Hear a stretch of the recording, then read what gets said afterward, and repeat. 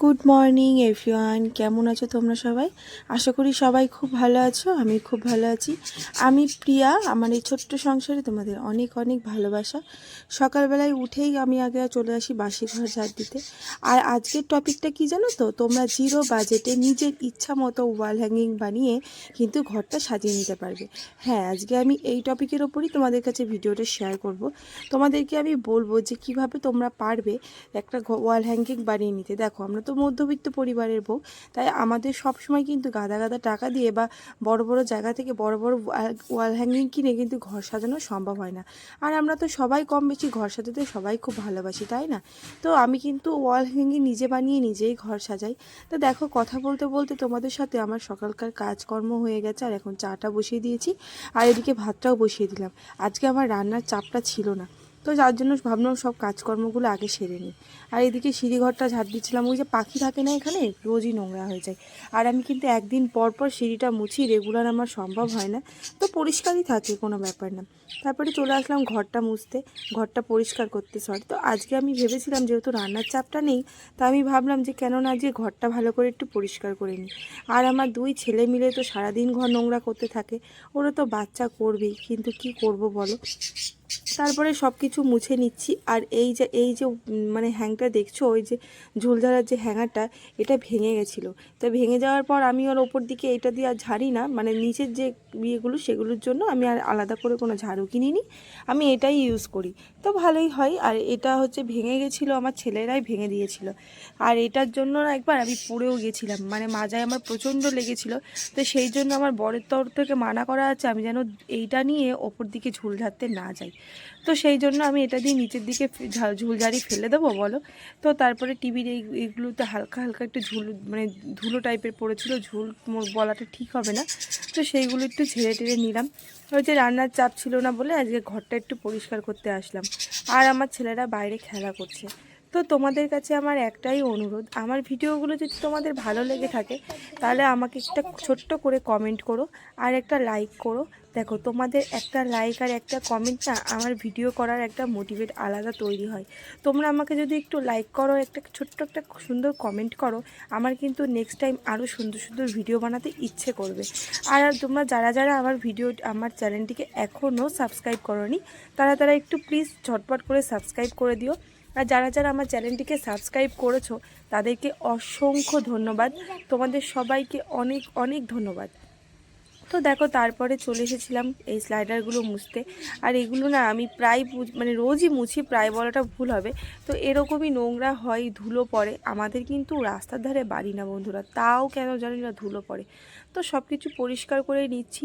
আজকে এরকমভাবে ক্লিন করলে না কালকে হালকা করে ক্লিন করলেই হয়ে যাবে, আর হচ্ছে রেগুলার একটু খাটনিটা পড়ে যাবে না। তো সেই জন্য সব পরিষ্কার করে নিলাম। আর এইদিকের এই টেডি বিয়ারটা দেখো, এটা আমার ছেলেদের জন্য বার করে রাখা হয়েছে। আর আমার হচ্ছে আরও অনেক টেডি বিয়ার ছিল, সেগুলো ওরা নষ্ট করে দিয়েছে বলে আমি খুব একটা বার করতে চাই না।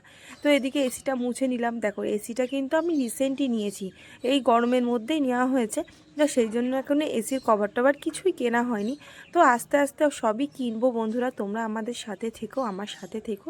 তো এই যে এইটা পরিষ্কার করে নিচ্ছি। আর এখন তো উইন্টার সিজন চলে এসেছে, এখন কিন্তু এখানে এসির কভারটা লাগাতেই হবে, নাহলে এত ধুলো পড়বে, মানে প্রতিদিন পরিষ্কার করা তো সম্ভব হয় না। তো সেই জন্য আর আমি ইলেকট্রিক জিনিস পরিষ্কার করতে কিন্তু ভীষণই ভয় পাই, যদিও বা এখানে কারেন্ট মানে আসার মতো কোনো সিস্টেম নেই, তাও।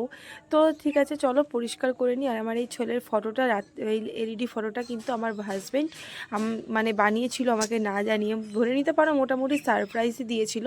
তো এই ফটোটা কিন্তু আমার খুবই শখের।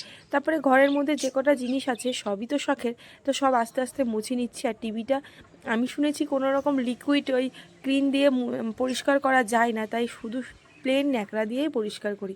তো এই আলমারিটাও মুছে নিচ্ছি। আর আলমারিটায় অনেক স্ক্র্যাচ হয়ে গেছে, মানে বুঝতেই পারছো আমার ছেলেরা খুন্তি টুন্তি এইসব দিয়ে না খুব মানে থাপাথুপি দেয় আর এরকম স্ক্র্যাচ হয়ে যায়। তো সব কিছু পরিষ্কার করে নিচ্ছি। আর আমার ড্রেসিং টেবিলটা একটু ইগনোর করো, ওটা কিন্তু খুবই এলোমেলো হয়ে রয়েছে, আর আমি না এর মধ্যে একদম টাইমই পাচ্ছি না। তো ভাবছি ড্রেসিং টেবিলটা আগে পরিষ্কার করে নিতে হবে। তারপরে ফ্রিজ থেকে মাছটা বার করে একটু ভিনিগার দিয়ে ধুয়ে নিচ্ছি। কেন বলো তো? ফ্রিজের মধ্যে যখন মাছটা আমরা স্টোর করে রাখি না, একটা বাজে স্মেল বেরোয় না বলো? তো একটুখানি ভিনিগার দিয়ে ধুয়ে দিলে দিক বা স্মেলটা আর বেরোয় না, আর রান্নার পরও খেতেও ভালো লাগে। তো এখানে আমার ছেলের বইয়ের টেবিলটা পরিষ্কার করে নিচ্ছি। তো এটা রোজই পরিষ্কার করতে হয়, ওরা নোংরা করে ফেলে।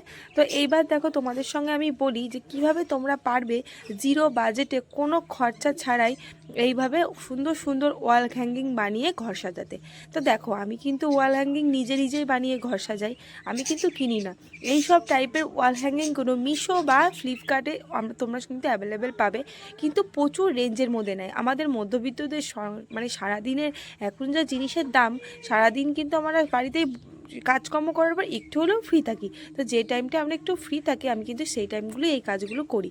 এইগুলো কিন্তু ওই কার্ডবোর্ড বলে না, এই কার্ডবোর্ড দিয়েই আমি বানিয়েছি, তোমরাও চাইলে পারবে বানাতে, খুবই ইজি বানানো। একটু কালার করে দিলেই ব্যাস দেখতে খুব সুন্দর লাগে আর ঘরের লুকটা পুরো চেঞ্জ হয়ে যায়। তো এই দেখো এই যে গামবোর্ড বলে এটাকে, জানি না আমি কি বলে, তোমরা একটু কমেন্ট করে জানিও।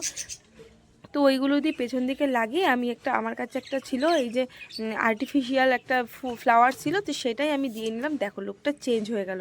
বাট আমার ঘরটাতে অতটা মানাচ্ছে না, কেন বলো তো, আমার এই দেয়ালগুলোতে পেন্ট করা রয়েছে। তো কে পেন্ট করেছে বুঝতেই পারছো। তারপরে এই যে কুচো কাচাগুলোকে স্নান করিয়ে দিলাম, আর দেখো কি করছে, দেখো ক্যামেরার সামনে দেখতে পেয়েছে না, ক্যামেরা যাচ্ছে ওখানে, তো কি করছে। তো রনি বনি কিন্তু রোজই নিজে স্নান করে নেয়, এখন কিন্তু ওরা মোটামুটি পারে স্নান করতে। তাও আমি একটু করিয়ে দেওয়ার চেষ্টা করি, প্রতিদিন আমি না পারলেও মাঝে মাঝে আমি করিয়ে দেওয়ার চেষ্টা করি। তো এই যে এখন তো স্কুল খুলে যাবে, মানে খুলে গেছে, তাই আমি কিছুদিন স্কুলে পাঠাচ্ছি না আমার কিছু প্রবলেমের জন্য। তো স্কুল গেলে তো ওরা সকালবেলায় উঠে স্নান করে নেয়, তখন আর নিজে করে না, আমিই করে দিই।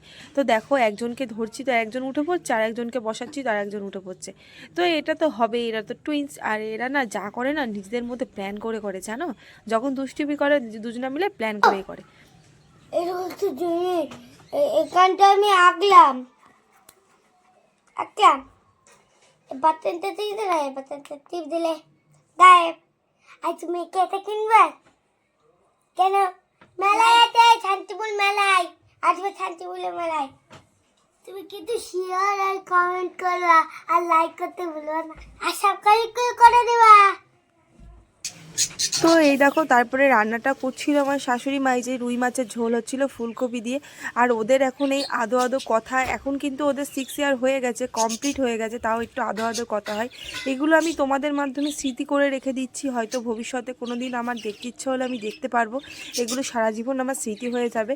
তো হয়তো আর কদিন পরে ওদের এই আদো কথাগুলো আর থাকবে না, ক্লিয়ার কথা বলবে। তো দেখো কথা বলতে বলতে ঘর মুছে নিলাম, আর এদিকে সিঁড়িটাও মুছতে চলে এসেছি। তো আজকে সিঁড়িটা মুছেছি, কালকে আর মুছবো না, আবার পরশু দিনকে মুছে নেব। তো তারপরে স্নান করতে চলে গেছিলাম, স্নান করে এসে আগে আমি যাই পুজো দিতে। আর এই যে আমার গোপুসোনা, আগে আমি গোপুসোনাকে স্নান করিয়ে নিই। হ্যাঁ আমি রোজই গোপুসোনাকে স্নান করাই।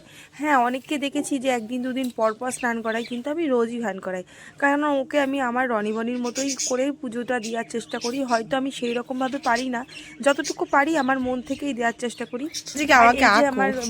আমার ছেলে আমাকে বলছিল যে আমাকে একটু আঁকাবা ওদের ওই ট্যাবটাতে। তারপরে আবার বিকেল হয়ে গেছিলো, তো জামা কাপড়গুলো মেলে দিয়েছিলাম। আর এগুলো কিন্তু আগের দিনের জামা কাপড়, যেগুলো কেচে দিয়েছিলাম না, বললাম না আগের দিন আমি শুকোবে না, অনেক বেলা হয়ে গেছিলো, তো সেই জামা কাপড়গুলি আমি নেক্সট দিনও মেলে দিয়েছিলাম। তো এখন তো পুরো শুকিয়েই গেছে, তো সেইগুলো তুলে নেবো। আর দেখো রনিবনি ওখানে আছে।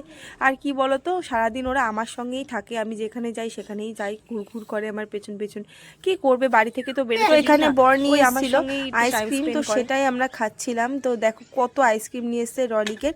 তো দেখো এই আইসক্রিমগুলোই এখন আমরা বসে বসে খাবো মা ছেলেতে। তো চলো দেখতে থাকো ভিডিওটা। হ্যাঁ এই যে আইসক্রিমগুলো নিয়ে এসেছিল, পুরো স্যুপ হয়ে গেছে, একদম স্যুপ পুরো গলে গেছে। এটা জাস্ট চুমুক দিয়ে খেতে হবে। এটা একটাই কর্নেটে ছিল, এটা আমরা তিনজন, এটা আমরা তিনজন খাবো, এটা আমরা তিনজন এখন ভাগ করে খাবো। তো চলো।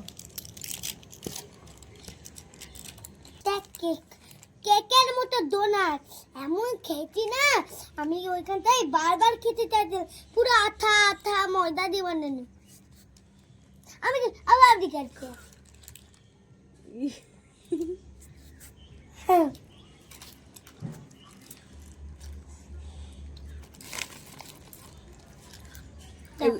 এগুলো কিন্তু রলিকের প্রত্যেকটাই, দেখাচ্ছি। এই যে বোঝা যাচ্ছে? না, প্রত্যেকটা কিন্তু রলিকের। আমি দুটো রলিকের আইসক্রিম তো আমি দুটো খাবো। আমি দুটো সবসময় ভালো হয়। একটা বাবার আমি জন্য রেখে দুটো দিই। খাবো। তারপর বিকেলবেলায় আমি করেছিলাম আমার জন্য চা, আর ওদের জন্য কিন্তু দুধটার কমপ্লেন করেছিলাম। দুধটা গরম করে নিয়েছি আর এই দুধটা ঢেলে দিলাম। সিম্পলি দুধ দিয়ে আজকে কেন মনে হলো একটু কমপ্লেন দিয়ে দিই। আসলে ওরা সকালবেলায় উঠতে লেট করছে, তো সকালবেলায় কমপ্লেনটা খাওয়া হচ্ছে না, সেই জন্য দুধের মধ্যে কমপ্লেনটা মিশিয়ে দিলাম। তো দুধ আর কমপ্লেন খেতে ওরা একটু বেশি ভালোবাসে, আর আমি না বিস্কিট খেতে পছন্দ করি না বলে একটাই বিস্কিট খেলাম। তা এই যে উইন্টার চলে এসেছে আর এই যে সমস্যা শুরু, ওরা সোয়েটার একদমই পরতে চায় না। তো দেখো ধরে টরে নিয়ে একটু সোয়েটারটা পরাচ্ছিলাম, আর আজকে কিন্তু ভালোই ঠান্ডা পড়েছে বন্ধুরা। আর বাচ্চাদের কিন্তু ফার্স্ট টাইমেই কিন্তু সিজন চেঞ্জের সময়ই শরীরটা ফট করে খারাপ হয়ে যায়। তো ওদেরও হয়েছিল আর তার সাথে সাথে আমারও হয়েছিল। তো সন্ধ্যাবেলা আমি জানলা টাল্লাগুলো সব লাগিয়ে দিলাম।